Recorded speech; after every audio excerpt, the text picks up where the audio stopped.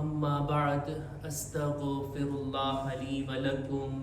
તમામ તારીફ અને હમદો સનાને લાયક એ પાક પરવરદિગાર છે કે જેણે આપણને આ દુનિયામાં મોકલા, જેણે આપણને ખલ્ક કર્યા અને જિંદગી જેવી નિમત અતા કરી, જિંદગી જીવવાની બધી જ સગવડો અને સહુલતો ફરાહમ કરી. એ બંદાનો જવાબદારી બને છે કે આ નિમતો પર શુક્ર કરી અને ખુદાએ બતાવેલા રસ્તા તરફ ચાલે અને એની મરજી મુતાબિક અમલ કરે. દુરૂદો સલામ થાય મુહમ્મદ અને આલે મુહમ્મદ ઉપર. અલ્લાહુમ્મા સલ્લી અલા મુહમ્મદ વ આલે મુહમ્મદ.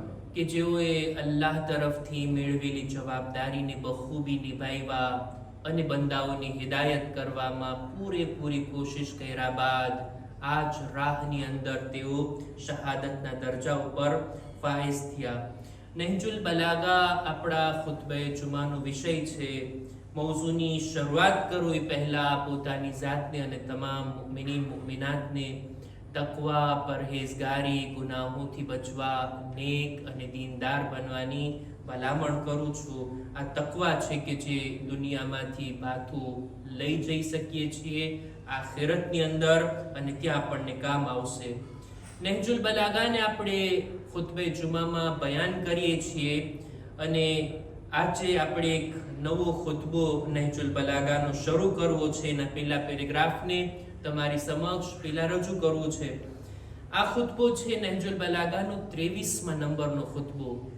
એની અંદર અમીરુલ મુમિનીન અલગ અલગ વાતો, જુદી જુદી નસીહતો અને ભલામણો આ ખુતબામાં બયાન કર્યા અને વિચારવાના કેટલા બધા મોકા આપણી સામે રાખી દીધા. અને એ બાબતોની અંદર દાખલ થઈએ એ પહેલા આ ખુતબાની શરૂઆતમાં જે ટોપિકને મૌલા બયાન કર્યા છે તે આ કે બંદાને જોઈએ કે ખુદાના ફૈસલાની સામે પોતે તસ્લીમ હોય, ખુદાના હુકમ ઉપર એ તસ્લીમ હોય, ખુદાના ફૈસલાની સામે તે રાજી હોય. કેવી રીતના? આ દુનિયાની અંદર જેટલા પણ ઇન્સાનો છે બધા અલગ અલગ છે. કોઈની અંદર સમાનતા જોવા નથી મળતી. 100% આ માણસ અને આ માણસ બરાબર હોય એવું દુનિયામાં જોવા નથી મળતું. ઝીણી ઝીણી બાબતો, મોટી મોટી વાતો, એમના વિચારો, એમના આદતો, એમનું બદન, એમનું મગજ, એક એક ચીજોમાં ડિફરન્ટ છે. અને આ પણ એક અલ્લાહની નિશાની છે ને. દુનિયામાં જેટલા લોકો છે બધાના ફિંગરપ્રિન્ટ્સ અલગ અલગ છે. દુનિયાની અંદર જેટલા લોકો છે બધાના અંદર કંઈક ને કંઈક વિશેષતા, કંઈક ને કંઈક અનોખી વાત જોવા મળે છે. બધાની કેપેસિટી સરખી નથી હોતી, બધાની વિચારવાની તાકાત, બધા લોકોના સમજદારીની અંદર કેટલા તફાવત જોવા મળે. અને એના જ હિસાબે કોઈ પણ દલીલના કારણે એક વાત આ પણ છે કે દુનિયાની અંદર બધા લોકોની હાલત પણ એક સરખી નથી હોતી, હાલત પણ એક સમાન નથી હોતી. દુનિયામાં કોઈ માલદાર જોવા મળે તો કોઈ ગરીબ અને ફકીર જોવા મળે. કોઈ ઓછી મહેનત કરીને વધારે દુનિયાની નેમતો મેળવી લે છે અને કોઈ દિન રાત તન તોડ મહેનત કરે તોય એની જિંદગી માંડ માંડ પસાર થાય છે. આ તફાવત છે. આ દરેક લોકોની અંદર રિસ્ક અને રોજી બાબતે તફાવત જોવા મળે છે. આ વાત નક્કી છે. એમાં કઈ મારે દલીલ લાવવાની જરૂર નથી. દુનિયામાં આપણે જોઈએ છીએ ને કે દુનિયામાં કેટલા મોટા માલદાર લોકો પણ છે અને કેટલા ગરીબ લોકો પણ છે કે જેઓ માટે ખાવા પીવાની ચીજો પણ ફરાહમ નથી. આ એક તફાવત દુનિયાની અંદર જોવા મળે છે. આ પહેલી વાત. બીજું, દુનિયાની અંદર ઇન્સાન એક એવો જીવ છે ને, એવી મખલૂક છે ને કે જે સમાજમાં રહે છે, સોસાયટીમાં રહે છે, બીજા ઇન્સાનોની સાથે મળીને જિંદગી જીવે છે. અને એટલે જ પોતાની ચીજોમાં, પોતાની જિંદગી જીવવામાં, પોતાના દરરોજના કામોમાં એને બીજાની જરૂર હોય, ઇન્ડિપેન્ડન્ટ નથી. કોઈ માણસ જંગલમાં જ રહેવા ચાલ્યો જાય પોતે છે ને એકલો પોતાની બધી ચીજો પોતે જ બનાવે એવું શક્ય નથી આ દુનિયાની અંદર. ભાઈ મને કપડા માટે બીજા કોઈની જરૂર છે, મને અનાજ ઉગાડીને કોઈ એની રોટલી બનાવીને કોઈ વેચતું હોય મને એની જરૂર છે, કોઈ એવા કે જે ઘર બનાવીને દેતા હોય એવા લોકોની મને જરૂર છે, જ્યારે બીમાર પડું ત્યારે મને ડોક્ટરની જરૂર છે. એકબીજા ઇન્સાનોની એકબીજાની જરૂરત છે. આ વાતથી પણ કોઈને ઇનકાર નથી. આ પણ એક હકીકત છે જેને સમાજમાં આપણે જોતા હોય કે ઇન્સાન એકબીજા ઉપર ડિપેન્ડન્ટ છે, એકબીજા ઉપર નિર્ભર છે, કોઈ એકબીજાથી જુદો નીકળી શકે એવું નથી. સમાજની અંદર રહેવાના ઘણા બધા ફાયદા, ઘણી બધી સારી બાબતો સમાજમાં રહેવાથી આપણને મળે છે અને સાથોસાથ અમુક નુકસાન પણ છે અને તે એમાંથી એક મોટું નુકસાન એના ઉપર મૌલા આંગળી મૂકે છે અને એના ઉપર ભાર મૂકે છે અને એ પોઈન્ટ ઉપર આપણી તવજ્જોને દિરાવે છે. આપણે અર્થ કર્યું ને કે ઇન્સાન સમાજમાં રહે છે અને બીજી વાત ઇન્સાનોની હાલત એક સરખી નથી હોતી. સમાજમાં માલદાર પણ જોવા મળે અને ગરીબ પણ જોવા મળે. બધા એક જ સોસાયટીમાં, એક જ દુનિયામાં, એક જ ગામમાં, એક જ શહેરમાં રહેતા હોય. નુકસાન આમાં એ છે કે ક્યારેક એવું બને જેમની પાસે દુનિયાવી ચીજો નથી, દુનિયાનો માલ નથી, જેઓ ફકીર છે, ગરીબ છે, એ લોકોની નજર માલદારોના માલ પર પડે. એમની જિંદગીને જુએ, કેવા ઘર છે, કેવી નેમતો છે, કેટલા એના દોસ્તો છે, કેવી એની ઇજ્જતો આબરૂ છે, બધા ઉપર ગરીબ લોકોની નજર પડે. આ મોકા ઉપર ગરીબના દિલમાં જે કંઈ પણ અહેસાસ પેદા થાય ને માલદારોના માલને જોઈને, જે કંઈ રિએક્શન હોવું જોઈએ ને એના બારામાં મૌલા બયાન કરે છે. એવું ના બને કે કોઈ માણસ આ રિએક્શનની અંદર આ નેમતોને જોયા બાદ ગલત કામોમાં, ગલત વિચારોમાં અને બુરી અખલાકી સિફાતોમાં પડી જાય. ભાઈ માલદારોના માલને જોઈને ગરીબના દિલમાં હસદ પેદા થાય, દુશ્મની પેદા થાય, એવા વિચારો અને ખ્યાલાત, એવી નફરત, એવા વિચારો એના પ્રત્યે પેદા થાય દિલની અંદર. અને ક્યારેક આ વિચારો ફક્ત વિચારો જ નથી રહેતા, એક્શનમાં પણ આવી જાય અને ઇન્સાન એવા કામો કરી બેઠે છે. આ ગરીબો, આ ફકીરો જેની પાસે માલ નથી. અને બીજી બાજુ જેની પાસે માલ હોય, જેની પાસે નેમતો હોય, ખુદાનું આપેલું બધું હોય અને એ બધું પોતાની પાસે જોવે અને ઓલા ગરીબ લોકોને જોવે જેમની હાલત કફોડી છે, જેમની પાસે ખાવાના પૈસા પણ નથી, જિંદગી જીવવા માટે લોકો અત્યંત મુશ્કેલીમાં છે, એ લોકોને જોઈને પોતે એવા ગુરૂરમાં આવી જાય, એવા ઘમંડમાં આવી જાય, એવું અભિમાન કરી બેસે, અમારી પાસે તો આટલું બધું છે, અમારું કોણ શું બગાડી લેવાનું હતું, એવા બધા વિચારો પેદા થાય. આ બધી અખલાકી બુરાઈ છે કે નહીં? ગરીબના દિલમાં પણ આવા વિચાર આવી શકે, માલદારના દિલમાં પણ આવા ખ્યાલાત આવી શકે. ઇમામ કે જે પૂરી ઇન્સાનિયતના બાપ છે, પૂરી ઇન્સાનિયતના મુઅલ્લિમ છે, બધાને શીખવવા માટે આવ્યા છે, બધાને તાલીમ આપવા માટે આવ્યા છે, એ ઇમામ આ બંને લોકોના દિલોનો ઇલાજ આ ખુતબામાં બયાન કરે છે. ઇન્શાઅલ્લાહ આજે એક પેરેગ્રાફ બયાન કરીશ અને ત્યારબાદ કન્ટિન્યુ રાખશું આપણા ચર્ચાને.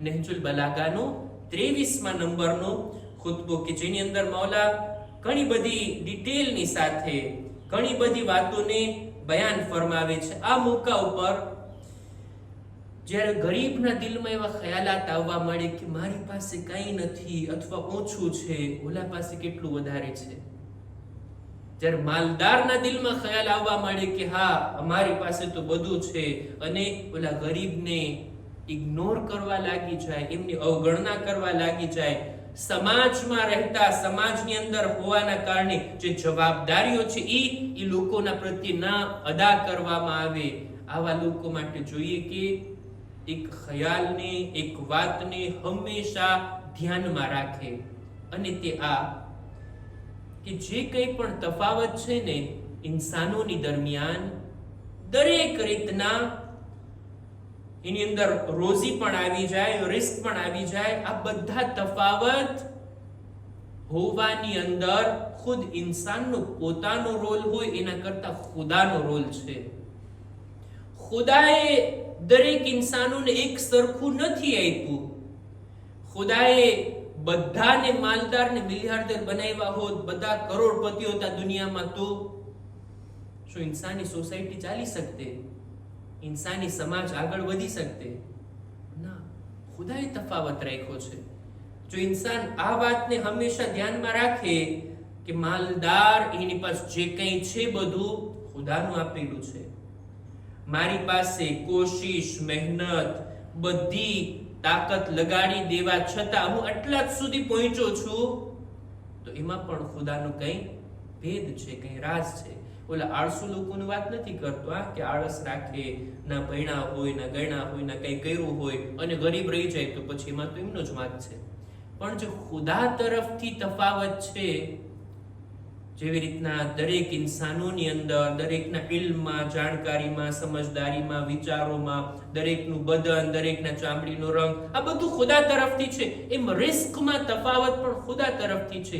ઇન્સાન જો આ વાતને ધ્યાનમાં રાખે તો પછી ઓલા ગરીબના દિલમાં માલદાર વિશેના વિચારો અને માલદારના દિલમાં ગરીબ વિશેના વિચારો ઈ બદલી જશે. ચોક્કસ એમાં તફાવત આવશે. ઇમામ આ બાબત ઉપર ભાર મૂકે છે અને બયાન ફરમાવે છે. આપણે શરૂ કરીએ, ઇન્શાઅલ્લાહ આવતા ખુતબામાં આપણે કન્ટિન્યુ કરશું. મૌલા ફરમાવે છે કે અમ્મા બાદ ફઇન્નલ અમ્ર યનઝિલુ મિનસ સમાઈ ઇલલ અર્દ કaqતરાતિલ મતર ઇલા કુલ્લી નફસિન બિમા કુસિમા લહા. રિસ્કના બાબતે આ વાતને જાણી લ્યો કે અલ્લાહ તરફથી રોઝી બિલકુલ એવી જ રીતના નાઝિલ થાય છે જે રીતના આસમાનથી વરસાદના ટીપા, વરસાદનું પાણી જેવી રીતના આસમાનથી નાઝિલ થાય છે, રોઝી પણ એવી જ રીતના નાઝિલ થાય છે. તમે જ કહો છો આ દુનિયાની અંદર, આખી દુનિયા, ફક્ત લારેનિયનની વાત નથી કરતો કે જે એક નાનું એવો ડોટ છે આખી દુનિયા ઉપર, આખી દુનિયાની વાત કરું છું. આખી દુનિયામાં વરસાદ વરસે છે કે નહીં? આસમાનથી પાણી આવે છે કે નહીં? શું બધી જગ્યાએ એક સરખો વરસાદ વરસે છે? ના.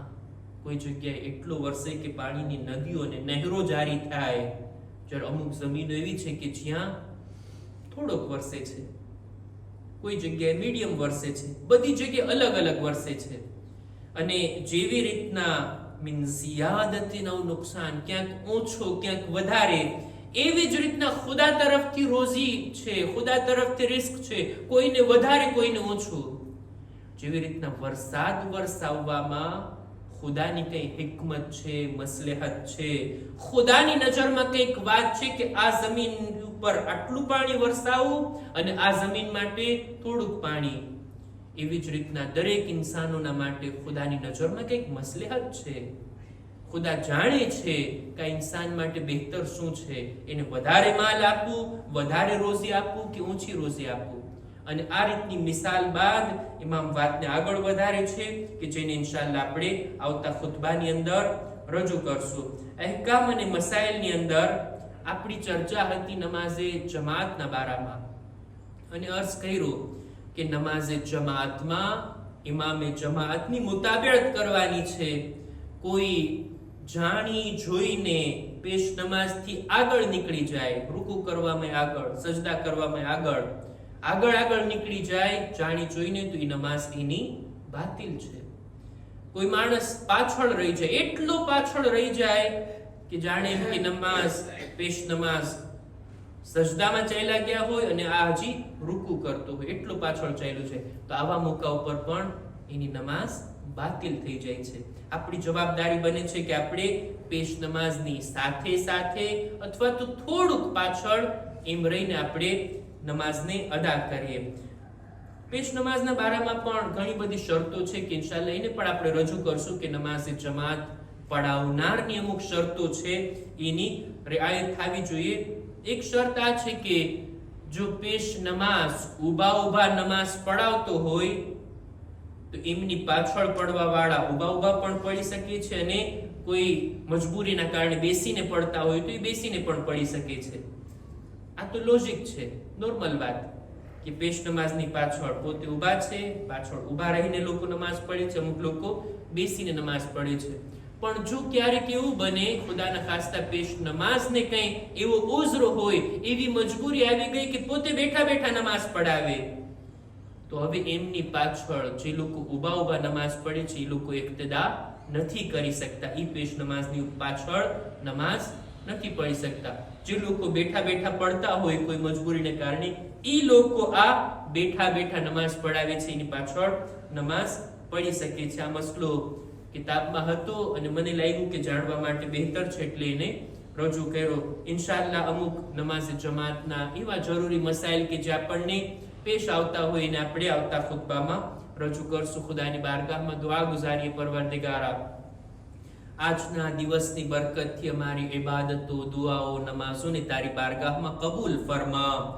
અમીરુલ મુમિનીનની તાલીમાત પર અમલ કરવાની બોલનાર સાંભળનારને નેક તૌફીક નસીબ કર. પરવરદિગારા દરેક મુમિનીન મુમિનાત જેઓ બીમાર છે તેઓને શફાએ કામિલા અતા કર. અમારા બદનમાં પણ સલામતી આપી દરેક બીમારીઓથી અમોને મહેફૂઝ રાખ. ખુદાયા અમારા તમામ મરહુમીનની મગફિરત ફરમા.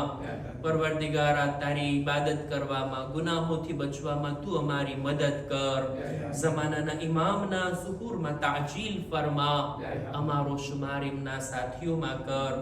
રબ્બના તકબ્બલ મિન્ના ઇન્નકા અંતસ સમીઉલ અલીમ.